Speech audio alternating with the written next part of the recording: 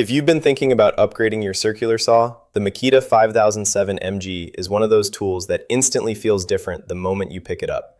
It's light, balanced, and built with magnesium, so you get strength without the fatigue. The motor is strong, smooth, and consistent.